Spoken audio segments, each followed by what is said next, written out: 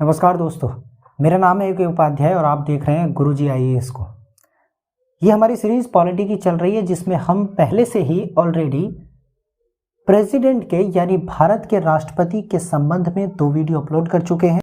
उसी तरीके से हम इस सीरीज में आगे बढ़ते हुए आज देखेंगे कि राष्ट्रपति की योग्यताएं क्या होती हैं, उनकी शर्तें क्या होती हैं और उनको शपथ कौन दिलाता है, और इससे आगे के जो प्रावधान संविधान में किए गए हैं उन सभी प्रावधानों का जिक्र हम करेंगे अपने इस वीडियो में। तो चलिए वीडियो को शुरू करते हैं। हम देखते हैं कि राष्ट्रपति से संबंधित जो प्रावधान है वो प्रावधान क्या कहते हैं और किस हिसाब से ये सारा काम किया जाता है और कौन बन सकता है भारत का राष्ट्रपति, इस बारे में हम जिक्र कर चुके हैं। लेकिन आज हम बात करेंगे राष्ट्रपति की योग्यताओं की, उसकी क्या उम्र होनी चाहिए राष्ट्रपति बनने के लिए, अगर कोई व्यक्ति राष्ट्रपति बनना चाहता है तो वो कौन हो सकता है, क्या वो भारत का नागरिक ही होना चाहिए या और उससे अलावा भी कुछ प्रावधान किए गए हैं भारतीय संविधान में। तो चलिए सबसे पहले बात करते हैं योग्यताओं की। जो बताया गया है कि भाई जो योग्यताएं होंगी वो आर्टिकल 58 में होंगी, ठीक है, जिसमें ये कहा गया है कि कोई व्यक्ति राष्ट्रपति तभी निर्वाचित हो सकता है जब वह भारत का नागरिक हो, 35 वर्ष की आयु पूर्ण कर चुका हो, लोकसभा का सदस्य निर्वाचित होने की योग्यता रखता हो और भारत के किसी लाभ के पद पर ना हो। ठीक है, यानी कि ये स्पष्ट तौर पर यह कहा गया है कि जो भारत का राष्ट्रपति बनेगा, पहली बात तो ये कि वो भारत का नागरिक होना चाहिए, दूसरी बात यह कि वो 35 वर्ष की आयु पूर्ण कर चुका हो, यानी कि 35 वर्ष का हो चुका हो वो व्यक्ति, और उसके साथ साथ वह लोकसभा का सदस्य निर्वाचित होने की योग्यता रखता हो। किसका? लोकसभा का सदस्य निर्वाचित होने की योग्यता रखता हो, और उसके बाद राज्य के या भारत सरकार के किसी लाभ के पद पर वो व्यक्ति नहीं होना चाहिए। हमने लास्ट वीडियो में उपराष्ट्रपति के संबंध में ये देखा था कि उपराष्ट्रपति बनने के लिए उसे 20 सपोर्टर चाहिए होते हैं और कम से कम 20 क्या चाहिए होते हैं, अनुमोदक, और कहते हैं ना कि सपोर्टर और उसके जो प्रस्तावक होते हैं वो चाहिए होते हैं। ठीक है, समझ गए। तो यहां पर 20 अनुमोदक और 20 व्यक्ति जो होते हैं वो क्या चाहिए होते हैं, प्रस्तावक चाहिए होते हैं, जिन्हें अप्रूवल कहते हैं। लेकिन यहां पर राष्ट्रपति के संबंध में ये कहानी थोड़ी सी बदल जाती है और ये कहा गया कि उम्मीदवारों के लिए कम से कम 50 प्रस्तावक होने चाहिए और कम से कम 50 अनुमोदक होने चाहिए। यानी कि उपराष्ट्रपति के संबंध में ये संख्या 20-20 यानी कि 40 व्यक्ति चाहिए होते हैं, लेकिन यहाँ पर राष्ट्रपति के संबंध में 100 व्यक्ति चाहिए होते हैं जो 50 + 50 करके होंगे, यानी कि 50 तो होंगे सपोर्टर और 50 होंगे अप्रूवल। क्लियर हुआ? उसके साथ साथ आर्टिकल 58 ये भी प्रावधान करता है कि उसे जो उम्मीदवार होगा, जो चुनाव लड़ रहा होगा राष्ट्रपति का, उसे RBI में या सरकारी खजाने में 15,000 रुपए की जमानत राशि जमा करनी होगी। कितने हजार रुपए की? 15,000 रुपए की जमानत राशि जमा करनी होगी, तभी वो क्या बन सकता है, राष्ट्रपति की उम्मीदवारी के लिए योग्य माना जाएगा। ठीक है, उसके अलावा ये कहा गया है आर्टिकल 58 में ही कि अगर वह डाले गए कुल मतों का 1/6 भाग प्राप्त नहीं कर पाता है, मान लेते हैं कि भाई कोई व्यक्ति A नाम का है, ठीक है, वो 50 अनुमोदक भी ले आया और 50 प्रस्तावक भी ले आया अपने, ठीक है, उसके साथ साथ उसने 15,000 रुपए की जमानत राशि भी जमा करवा दी। अब ये जमानत राशि तो है, क्या ये रिफंडेबल है? लेकिन हाँ, बिल्कुल रिफंडेबल है, लेकिन इसकी एक कंडीशन है कि किस कंडीशन में इसको रिफंड किया जा सकता है। वो कंडीशन है कि अगर राष्ट्रपति के संबंध में अगर 100 वोट डाले गए हैं तो उन 100 वोटों में से 1/6 भाग उस व्यक्ति को मिले हैं। अगर मिले हैं तो उसकी जमानत राशि वापस हो जाएगी, अगर नहीं मिले हैं यानी 1/6 से कम वोट प्राप्त हुए हैं तो उसकी जमानत राशि क्या हो जाती है, जब्त हो जाती है, उसे वापस नहीं दी जाती। क्लियर हुआ? समझे कि नहीं समझे? बहुत बढ़िया। अब देखते हैं शर्तों के बारे में कि भाई राष्ट्रपति से संबंधित जो हमारा प्रेसिडेंट हो गए, भारत के प्रेसिडेंट होंगे, भारत के प्रथम नागरिक होंगे, उन्हें शर्तें क्या बताई गई हैं कि भाई उन्हें क्या क्या शर्तों का पालन करना होगा। और ये किस में बताया गया है? आर्टिकल 59 में बताया गया है, 59 में बताया गया है। और ये कहा गया है 59 में कि जो संसद के किसी भी सदन या राज्य विधानसभा का सदस्य है, किसका? या तो वो विधानमंडल के किसी सदन का सदस्य है या फिर किसका? संसद का यानी पार्लियामेंट के किसी सदन का सदस्य है। संसद यानी कि पार्लियामेंट, या ही चाहे वो लोकसभा का सदस्य हो या राज्यसभा का सदस्य हो। अगर कोई व्यक्ति इन तीनों चारों में से किसी का सदस्य है, यानी विधानसभा, विधान परिषद इसमें शामिल नहीं है। देखो यहाँ पर सीधे कहा गया है राज्य विधानसभा का सदस्य, क्योंकि विधान परिषद सभी राज्यों में है नहीं, ठीक है। अगर है तो उसको भी कंडीशन में रखा जाएगा, समझे कि नहीं समझे। तो यहाँ पर यह है कि संसद के किसी भी सदन यानी लोकसभा और राज्यसभा, ठीक है, या विधानसभा का सदस्य है तो राष्ट्रपति निर्वाचित होने पर उसे उस सदन की सदस्यता छोड़नी होगी, ठीक है भाई। यानी कि दो पदों पर तो नहीं रह सकता कोई व्यक्ति। मान लेते हैं कोई संसद का और कोई विधानमंडल का कोई व्यक्ति कोई सदस्य है और अगर उसे राष्ट्रपति बनना है तो राष्ट्रपति वो बन सकता है, कोई दिक्कत वाली बात नहीं है। लेकिन जिस दिन वो व्यक्ति राष्ट्रपति निर्वाचित हो जाएगा उसी दिन से उसे उस सदन की सदस्यता छोड़नी होगी, तभी वो आगे अपना पद कंटिन्यू कर सकता है, नहीं तो उसका राष्ट्रपति का पद खाली हो जाएगा। दूसरा कहा गया है कि वह कोई अन्य लाभ के पद धारण नहीं कर सकता, ठीक है, वो किसी अन्य लाभ के पद पर धारण नहीं हो सकता, यह शर्त है, ठीक है। दोबारा बताया गया अगला पॉइंट कहता है कि राष्ट्रपति को आधिकारिक आवास, संसद द्वारा निर्धारित उपलब्धियां, भत्ते व विशेषाधिकार प्राप्त होंगे, ठीक है भाई। उसे घर मिलेगा यानी राष्ट्रपति भवन मिलेगा, संसद द्वारा निर्धारित जो उपलब्धियां हैं वो दी जाएंगी, भत्ते दिए जाएंगे, विशेषाधिकार दिए जाएंगे, जैसे पेंशन वगैरह होती है, ठीक है। तो ये सभी चीजें उसे प्राप्त होंगी।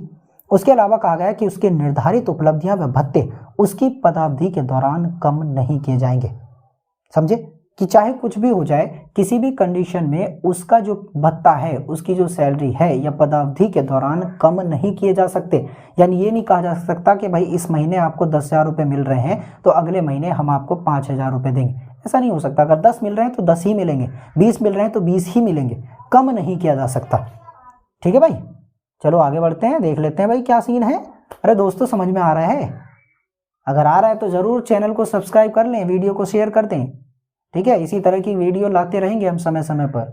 अगली बार से हम प्राइम मिनिस्टर, अगला इस राष्ट्रपति को खत्म करने के बाद हम प्राइम मिनिस्टर की वीडियो लेकर आएंगे, समझ रहे हैं। उपराष्ट्रपति हम कवर कर चुके हैं, उपराष्ट्रपति का बहुत बड़ा पद नहीं है लेकिन वो सबसे बड़ा दूसरा पद है राष्ट्रपति के बाद, और उस राष्ट्रपति की उसे सैलरी भी नहीं मिलती है। सैलरी किसकी मिलती है? राज्यसभा का पदेन सभापति होने की मिलती है। इस बात का जिक्र हम कर चुके हैं। अगर आपने वो वीडियो नहीं देखा है तो देख ले, और अगर आप चैनल पर नए आए हैं और ये पहली वीडियो देख रहे हैं तो राष्ट्रपति के इससे पहले 2 वीडियो अपलोड हो चुके हैं, वो भी देख लें, ठीक है। चलिए अपनी बात को कंटिन्यू करते हैं और बात करते हैं शपथ की, ठीक है। ये कब किया गया है? आर्टिकल 60 में इसका जिक्र किया गया है कि कौन व्यक्ति शपथ दिला सकते हैं, ठीक है।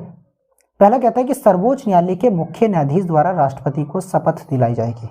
किसके द्वारा? सीजीआई, यानी भारत के जो सीजीआई होंगे वो भारत के राष्ट्रपति को शपथ दिलाएंगे, ठीक है। उसके अलावा मान लेते हैं किसी कंडीशन में सीजीआई अनुपस्थित हो तो उनकी अनुपस्थिति में सर्वोच्च न्यायालय यानी सुप्रीम कोर्ट का ही कोई मोस्ट सीनियर जज यानी वरिष्ठतम न्यायाधीश शपथ दिलाएगा, ठीक है। या तो सीजीआई दिलाएगा, देखो क्या होता है, या तो सीजीआई दिलाएगा, अगर सीजीआई नहीं है या मान लो छुट्टी पर है तो उसके बाद जो मोस्ट सीनियर जज है, कौन है? मोस्ट सीनियर जज है सुप्रीम कोर्ट का, वह व्यक्ति क्या करेगा? राष्ट्रपति को शपथ दिलाएगा। अरे क्लियर हो रही है बात? अगर क्लियर हो रही है, कोई डाउट है तो कमेंट बॉक्स में पूछ ले मुझसे, ठीक है भाई, मैं सबके रिप्लाई करूंगा। चलिए आगे बढ़ते हैं। यदि राष्ट्रपति के कर्तव्यों का निर्वहन अन्य कोई व्यक्ति करता है तो उसे भी इसी प्रक्रिया से शपथ लेनी होती है या पड़ती है। देखो मान लेते हैं कि राष्ट्रपति का पद खाली है। किसका पद खाली है? प्रेसिडेंट का पद खाली है। अब भाई प्रेसिडेंट का पद अगर खाली है तो उस पद को खाली तो छोड़ा नहीं जा सकता, तो कार्यवाहक राष्ट्रपति बनाया जाएगा, और कार्यवाहक राष्ट्रपति कौन बनेगा? वाइस प्रेसिडेंट बनेगा, समझे, वाइस प्रेसिडेंट बनेगा। और अगर वाइस प्रेसिडेंट ये कार्यवाहक राष्ट्रपति बनेंगे तो उन्हें उसी प्रकार से शपथ लेनी होगी जिस प्रकार से वाकई जो वास्तविक राष्ट्रपति है वो शपथ लेता है। सीजीआई दिलाएंगे इसको शपथ, या फिर अगर सीजीआई छुट्टी पर हैं तो सुप्रीम कोर्ट का वरिष्ठतम यानी कि मोस्ट सीनियर जज ये क्या दिलाएगा? शपथ दिलाएगा, ठीक है भाई। अब राष्ट्रपति शपथ कैसे लेते हैं भाई? देखिए राष्ट्रपति शपथ लेता है कि श्रद्धा पूर्वक अपने पद का कार्यपालन करेगा, ठीक है, यानी श्रद्धापूर्ण तरीके से अपने पद का कार्यपालन करेगा। कौन? राष्ट्रपति। संविधान और विधि का संरक्षण करेगा, प्रतिरक्षण करेगा और परीक्षण करेगा, ठीक है। ये सारी शर्तें, यानी कि ये जो शपथ हैं, इस प्रकार से राष्ट्रपति शपथ लेता है कि मैं, जो भी उसका नाम है, मैं श्रद्धापूर्वक अपने पद का कार्यपालन करूंगा, संविधान और विधि का संरक्षण करूंगा, प्रतिरक्षण करूंगा और परीक्षण करूंगा, ठीक है। उसके बाद कहता है भारतीय जनता की सेवा में एवं कल्याण में मैं निरंतर उपस्थित रहूंगा। यह शपथ होती है किसकी? राष्ट्रपति की। ठीक है भाई, बहुत बढ़िया। आगे बढ़ते हैं, देख लेते हैं कि हमारा पॉइंट क्या कहता है। चलिए आगे बढ़ते हैं। अब बात करते हैं राष्ट्रपति को उसके पद से हटाने की क्या प्रक्रिया होती है। मान लेते हैं कि भाई स्पष्ट तौर पर यह कहा गया है कि राष्ट्रपति के ऊपर किसी भी अदालत में कोई कार्रवाई नहीं की जा सकती। ठीक है, लेकिन इसका मतलब यह नहीं है कि अगर राष्ट्रपति अपनी मनमर्जी चलाए या संविधान की बात ही ना सुने, संविधान में क्या कहा गया है उसका पालन ही ना करे, तो ऐसा नहीं है कि अगर उसको जज के सामने नहीं ले जाया जा सकता, अदालत में नहीं ले जाया जा सकता, तो क्या वो अपनी मर्जी से कुछ भी कर सकता है? इसी प्रकार से आर्टिकल 61 को जोड़ा गया जो बात करता है महाभियोग की, इम्पीचमेंट की। किसके ऊपर? राष्ट्रपति के ऊपर। और ये महाभियोग यानी इम्पीचमेंट यह है कि राष्ट्रपति को उसके पद से हटाने की प्रक्रिया। सिंपल सा शब्द है महाभियोग, और इंग्लिश में कहते हैं इसको इम्पीचमेंट। इसका सीधा सा मतलब है कि राष्ट्रपति को उसके पद से हटाने की एक सिंपल प्रक्रिया। ठीक है, क्लियर है। अब जानते हैं कि महाभियोग में क्या क्या चीजें होती हैं। देखिए, आर्टिकल 61 में राष्ट्रपति के महाभियोग को बताया गया है। प्रावधान है, राष्ट्रपति द्वारा अगर संविधान का अतिक्रमण किया जाता है तो आर्टिकल 61 संसद को यह अधिकार देता है कि वह उसे महाभियोग की प्रक्रिया द्वारा पद से हटा दे। क्लियर है। महाभियोग संबंधी आरोप संसद के किसी भी सदन में लगाया जा सकता है। यानी कि अगर राष्ट्रपति संविधान का अतिक्रमण करे या संविधान का मिसयूज करे तो उस कंडीशन में क्या हो सकता है कि संसद के किसी भी सदन यानी कि या तो लोकसभा या राज्यसभा किसी के भी द्वारा महाभियोग की प्रक्रिया शुरू की जा सकती है। ठीक है भाई, लेकिन इसके लिए कंडीशन ये है कि अगर जिस दिन ये प्रक्रिया शुरू की जाएगी आरोप से 14 दिन पूर्व, कब? आरोप से 14 दिन पूर्व राष्ट्रपति को एक नोटिस देना होगा और ये बताना होगा कि भाई हम आपके ऊपर महाभियोग प्रक्रिया शुरू कर रहे हैं। क्यों कर रहे हैं? क्योंकि आपने इस प्रकार की कोई गलती की है या संविधान का अतिक्रमण किया है, संविधान के किसी अनुच्छेद का पालन नहीं किया है या संविधान का मिसयूज किया है। ठीक है, लेकिन जिस नोटिस को राष्ट्रपति के पास भेजा जाएगा 14 दिनों के लिए, उस सदन की यानी जिस सदन में ये कार्यवाही शुरू हो रही है उस सदन की कुल सदस्य संख्या के कम से कम 1/4 सदस्य उस नोटिस पर हस्ताक्षर करेंगे और उस नोटिस पर हस्ताक्षर करने के बाद ही वो प्रक्रिया या वो नोटिस राष्ट्रपति के पास जाएगा, 14 दिन पहले जाएगा और 14 दिन के पूर्व महाभियोग की प्रक्रिया शुरू हो जाएगी। क्लियर है। अब देखिए क्या होता है। प्रथम सदन यानी प्रथम सदन मतलब जिस भी सदन में इस महाभियोग की प्रक्रिया को शुरू किया गया है 2/3 बहुमत से पारित कर अगले सदन को भेजता है। ठीक है, यानी कि एक तो नोटिस हो गया 14 दिन पहले। ठीक है, और जैसे ही राष्ट्रपति ने कहा कि चलो ठीक है 14 दिन पहले भेज दिया, राष्ट्रपति उसका जवाब देता है ठीक है। अगर नहीं भी देता तब भी 14 दिन के बाद या 15वें दिन क्या हो जाएगी? महाभियोग की प्रक्रिया शुरू हो जाएगी प्रथम सदन में। और उस सदन में 2/3 बहुमत से ये प्रस्ताव यानी कि जो प्रस्ताव है महाभियोग का प्रस्ताव है, इस प्रस्ताव को पारित करने के बाद अगले सदन को भेजा जाता है और अगले सदन यानी दूसरे सदन में क्या होगा?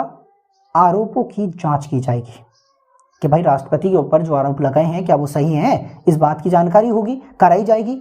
ठीक है, पूरी की पूरी रिसर्च होगी।